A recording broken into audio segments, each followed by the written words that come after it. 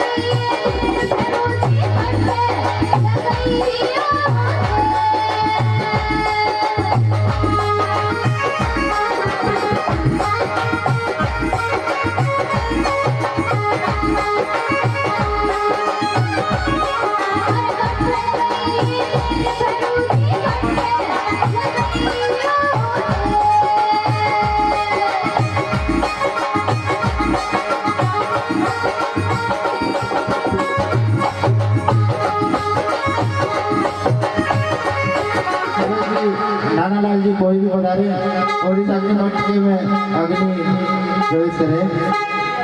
सूरज जी भाई साहब या नानालाल जी भाई साहब पधारे, जल्दी पधारे मंच पे। हेलो और पांडाल में विराजमान सभी भक्त एक बार जोरदार आवरी माता जी और आवरी जयकार लगाएंगे। और बेरू जी महाराज बोलिए जगदम्बे माता की, बोलिए सावरा माता की। एक बार दीदी के लिए जोरदार ताली बजाते सभी। इतने अच्छे भजन सुना रहे आपके बीच में।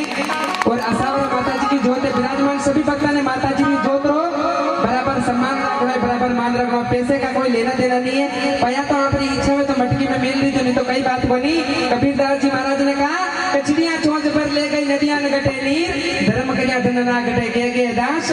कबीर पैसे से कोई लेना देना नहीं है। आप लोगों की इच्छा है माता जी की जोत को सबने आरती लेनी और कार्यकर्ता मंच पर आ जाए। लीजिएगा 1 2 3